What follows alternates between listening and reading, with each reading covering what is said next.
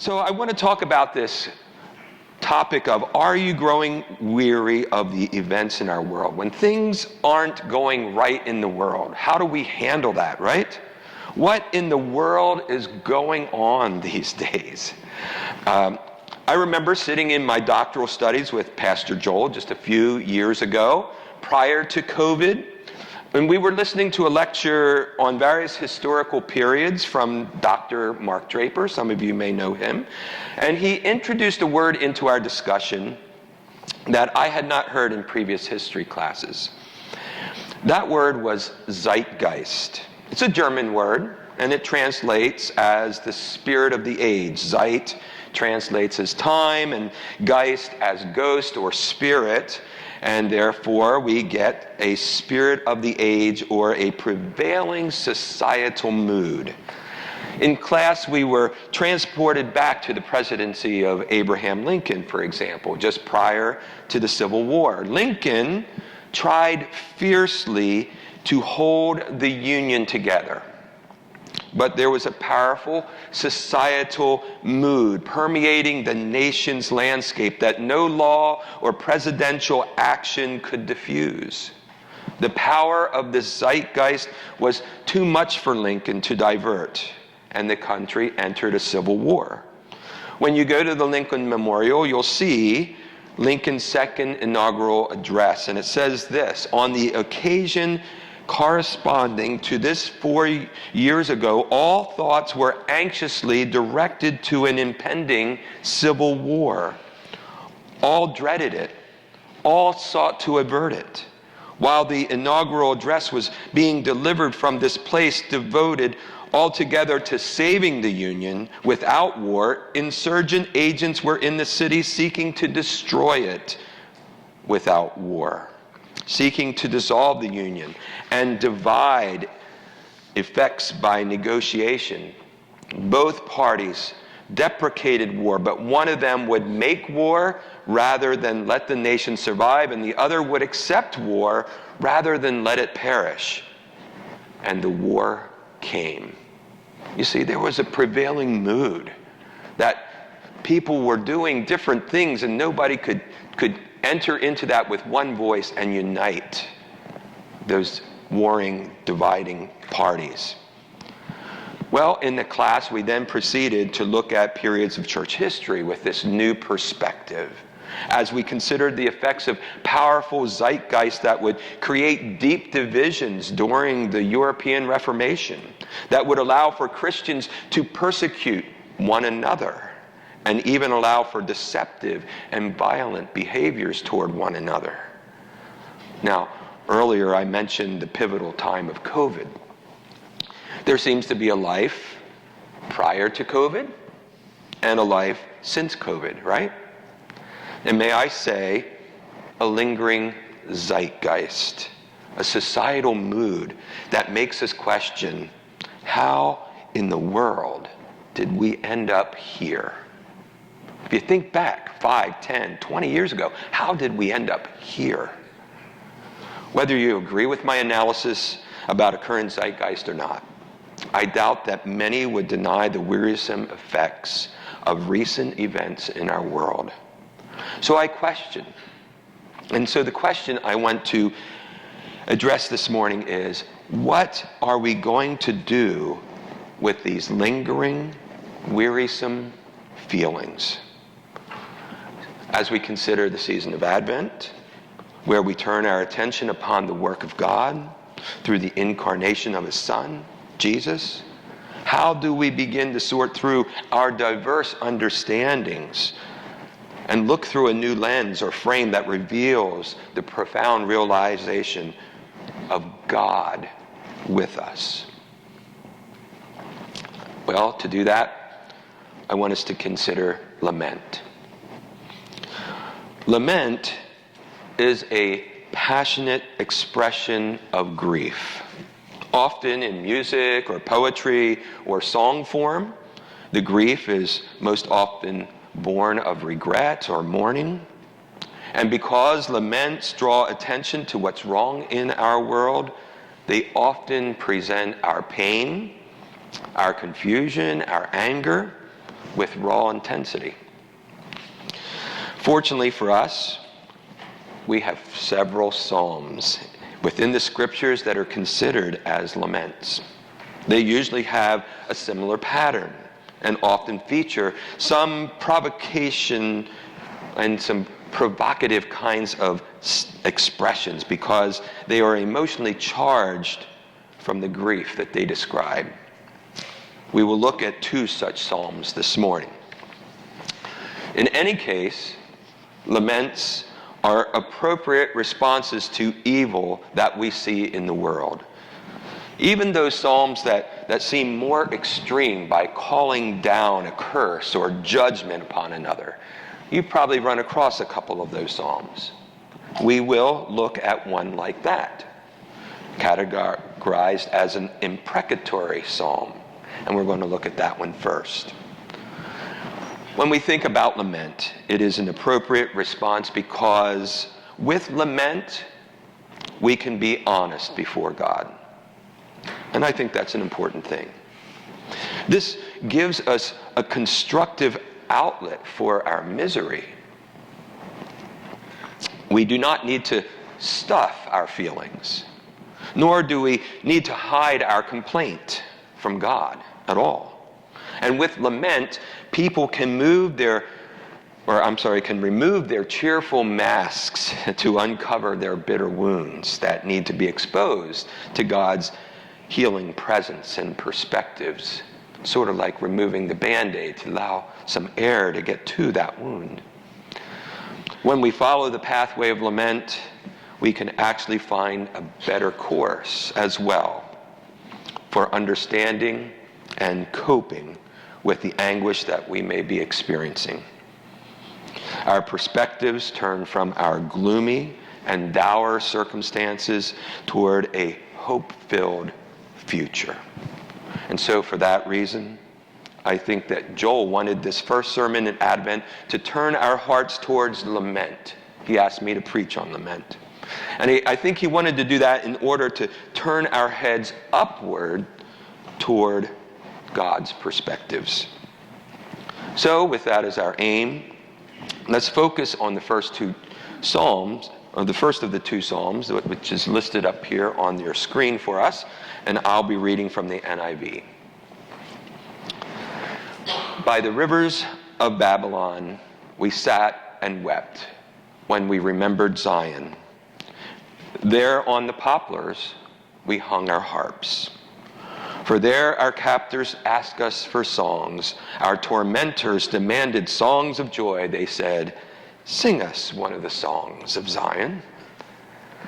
How can we sing the songs of the Lord while in a foreign land? If I forget Jerusalem, may my right hand forget its skill. May my tongue cling to the roof of my mouth if I do not remember you. If I do not consider Jerusalem my highest joy. Remember, Lord, what the Edomites did on the day Jerusalem fell. Tear it down, they cried. Tear it down to its foundations. Daughter Babylon, doomed to destruction, happy is the one who repays you according to what you have done to us. Happy is the one who seizes your infants and dashes them against the rocks. And that ends our reading from God's Word this morning. Now, isn't that just some of the most uplifting prose and beautiful imagery to be recorded in Israel's memoirs and our scriptures, right? We love that. Well, we'll get to some of that imagery in a few minutes, but let me ask you, how does that psalm make you feel? What do you experience as you read through that psalm? Laments draw attention to what's wrong in our worlds. They present our pain and confusion and our anger with raw intensity. So let's unpack this psalm a little bit to see what's going on. Perhaps you didn't catch it, but the psalmist is not in Israel. And instead he's dwelling in Babylon, sitting by rivers. probably the Euphrates, or perhaps the Tigris, right? And he's not on vacation. He is not visiting some relatives there. He's a prisoner of war. He's a hostage, if you will, of war. He has been relocated about 700 miles, as you can see on the screen, away from his home. He's traveled through desert lands to get there. Everything that is familiar to his life in Israel is being deprogrammed in order to become a good citizen of Babylon now. So in this opening to the psalm, the psalmist longs for his homeland. And he thinks about Zion's hill. So what is the cause of such weeping and mourning? Well, up on Zion's hill, we find the Temple Mount. And now for the psalmist, we've just read that it's in shambles. Tear it down to its foundations, because the Babylonians have come in and completely destroyed it. Well, the importance of this temple cannot be overestimated. For it was not only a place of worship, but for Israel, it was where one could locate Yahweh himself within the Holy of Holies. Temples are the place where heaven and earth come together. And so the psalmist is lamenting the fact that his seasonal trips to Jerusalem to visit the temple are no longer going to take place. In other words, he's not only removed from his home, his family, his people, and everything familiar, he is especially cut off from his God.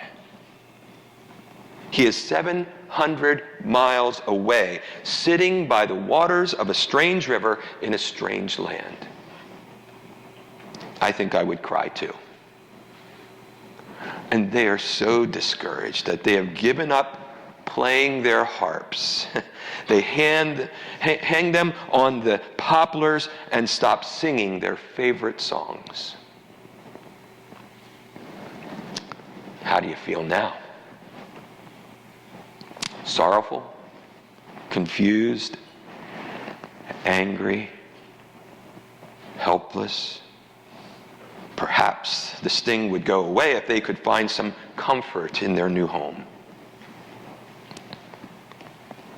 However, their captors were not so kind. Hey there, former citizen of Judah, sing me one of those special songs about Zion. Go ahead, sing it. You know, one of those songs that talks about the power of your God to vanquish all his enemies. Yeah, sing that song for us again. Ouch. That's pretty nasty smack talk, right? It's worse than watching your football team get clobbered and then your opponent getting up in your grill and taunting you about it. Perhaps you've felt that same sting in some of your encounters and your social interactions, especially on social media, right? That's where we really see it. Perhaps you feel it at work with another employee who just became your supervisor after they landed the job that you propositioned for. Perhaps you see it in politics after an election when the other side experiences a wave that sweeps over the country. And some family member at the Thanksgiving table doesn't want to let it go, and they say, hey, sing us one of those songs of Zion. So they taunt you and smile. Now, how do you feel? Frustrated? Exasperated? Defeated? Hopeless?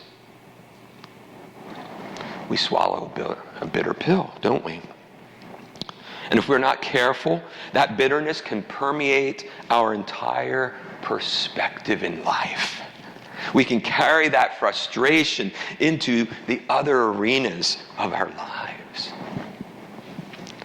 And so where does that leave us? What are we to do with that?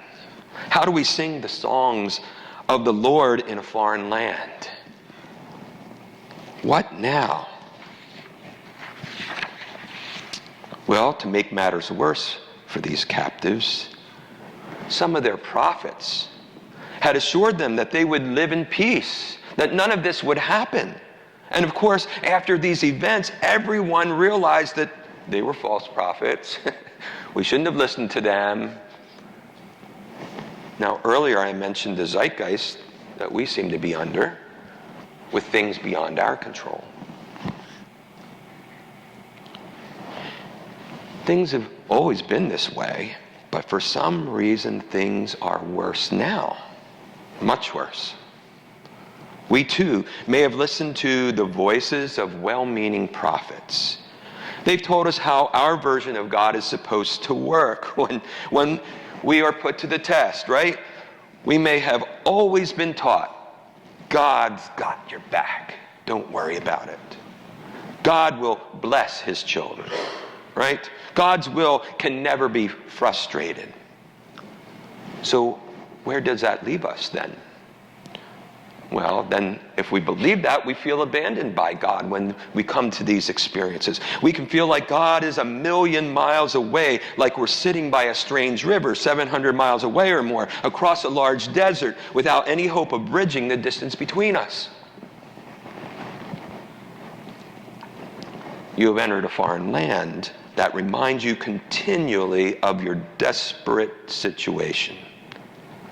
So what are you going to do about it? What are you going to do now? And one of the beautiful aspects of a lament is that it often provides empathy in our despair. And yet, an even more beautiful feature can be realized when the psalmist now directs us to look to God. When we focus on God, we recognize some things. One, we are not alone anymore. And we've never really been alone through this whole thing. Secondly, God is present even in our despair, even when it seems we can't reach him. And as well, God is aware. We can know that our situations do not escape his notice. Here in Psalm 137, the psalmist recalls the vicious attack from their enemies that led to their captivity. The Babylonians had laid siege to Jerusalem to cause, first of all, widespread starvation. That's how you did war. Eventually, they breached the city walls, looted their treasures, scorched their buildings and homes. They slaughtered the old, the young, the infirm with sword and spear and arrow. Women would be violated and become victims of rape. And as a sign of total triumph, they took small children from their mother's arms and thrust them to the ground, killing them. This is what you did in war. It was a powerful psychological tactic that would prevent the victimized country from raising an army to revenge anytime soon. And additionally, it would terrorize the parents into submission. And finally, the survivors were shackled and marched into exile. The Babylonians were notorious for moving their captives around to mix the various people from different lands into new settings with other captives. Again, to subjugate them and keep them from revolting and try to reprogram them into their new culture. Now, perhaps we can understand verse 9 a little better. Yeah? The psalmist is crying out for revenge. God, look at the evil that was done to us and repay them with the same punishment that we received. Isaiah writes of this in chapter 13. We find a prophecy for these Babylonians there. Wail, for the day of the Lord is near. It will come like destruction from the Almighty. Because of this, all hands will go limp. Every heart will melt with fear. Terror will seize them. Pain and anguish will grip them. They will writhe like a woman in labor.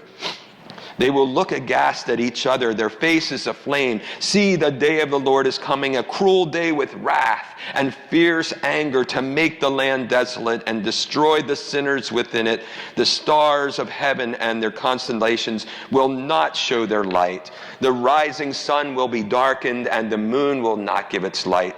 Like a hunted gazelle, like sheep without a shepherd, they will all return to their own people. They will flee to their native land. Whoever is captured will be thrust through. All who are caught will fall by the sword. Their infants will be dashed to pieces before their eyes. Their houses will be looted and their wives violated. That's Isaiah 13. Sounds very familiar, doesn't it? And here's the point. God does remember. The Persians will invade 70 years later and fulfill this prophecy pretty accurately. And so if God remembers, that also means that God will do something in his own way, in his own time, according to his majestic providence. In other words, the exile would not last forever. As painful as the experience of exile would be, there was a future hope. They would not be consumed. They would survive, or at least their next generation would survive. It's probably not exactly what you or I would hope for. Yet the exile would be necessary to help them find a collective meekness and become less pretentious in their devotion toward God. Ultimately, they would learn faithfulness during these 70 years, and then they will go home. So let me ask you, how do you feel now? Isn't hope rising within the depths of our beings? Aren't you considering what it means to trust this kind of God? This psalm becomes a new song to orient their grief and focus on hope. It becomes the rallying cry for the collective community of Judeans in captivity as they sing a new song. And that is the power of lament, to change sorrow into hope. For lament provides us with an appropriate response to the evil that we see in the world. So, are you ready to hear another psalm? Don't worry. We'll do this one quickly now that we have a better hang of it. All right? Let's turn back in the scriptures to read Psalm 12. It's on the screen for you. This time I want to show you a simple pattern of a psalm of lament. It involves 5 simple steps, and we will cover them as we read. I selected this psalm because it is such a good psalm for us to consider within our current societal mood today. So let's read Psalm 12. Help, Lord. You see, the first step is to realize your condition and your powerlessness to change your outcome. We are often too confused or involved with too much pain to effectively handle our desperate situations. So our first consideration must be to turn our attention to God for help. The next thing for David in this psalm is to present his complaint. And so he says, "For no one is faithful anymore. Those who are loyal have vanished from the human race. Everyone lies to their neighbor. They flatter with their lips, but harbor deception in their hearts." Listen to that accusation. Can you hear the honesty in David's sorrow? If his accusations are true, he might be exaggerating here, but if his accusations are true, then David is obviously without the resources to change this. So he offers his honest feelings from his own appraisal of the situation. And in fact, we might even agree with him. So David asks God to do something about it. And so he says, "May the Lord silence all flattering lips and every boastful tongue. Those who say by our tongue we will prevail, our own lips will defend us. Who is Lord over us?" And so David provides his suggestion, a realistic suggestion for God to handle. In effect, silence their flattering lips. Take away their pretense. Silence their boastful tongue. Put them in their place, God. Bring your justice to bear on this societal problem. We might want to make that same request in our world today. The question we might consider is, will God actually care enough to do something about this? Well, that brings us to the next part of this psalm, where we seek justice. Listen to this. Because the poor are plundered and the needy groan, I will now arise, says the Lord. I will protect them from those who malign them. And the words of the Lord are flawless, like silver purified in a crucible, like gold refined 7 times. And so the answer to the question, will God actually do something about this? Well, yes. The answer is yes. God is always just in his actions. God stands up for the oppressed and cares about righting the wrongs of the world. Apparently, David's concern is a matter of how these behaviors affect the poor and needy. And since God is concerned with justice, he seeks to protect them. And this highlighted phrase that you see on your screen is a reminder to the reader that God does actually care for their situation. They are not alone. He is present and he is aware. And as a result, we too can trust in God's protection. You, Lord, will keep the needy safe and will protect us from the wicked who freely strut about when what is vile is honored by the human race. So let me ask you, how do you feel? Laments are designed not only to lift us out of our gloomy situations, but to lift us above them, to give us a renewed perspective if we follow this pattern. Turn, complain, request, seek justice, trust, or hope. Consider that you can write your own psalm of lament. Maybe that's something that you would like to do if you are a journaler or someone that likes to write things out. Turn to God, find a complaint, make a request, observe God's just ways, and embrace the hope that emerges. So let's conclude today by recognizing for a moment that we are in Advent and that we have been given a Messiah who provides us with hope. And as we begin Advent today, perhaps we can cast off our gloom as we turn, complain, request, seek justice, and hope for the future. It's the beginning of a journey that will end in Bethlehem with a Savior. He is the hope of the nations.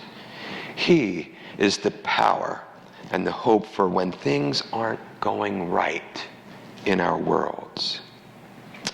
I want to close my message by just reading Lamentations 3, 22 to 24.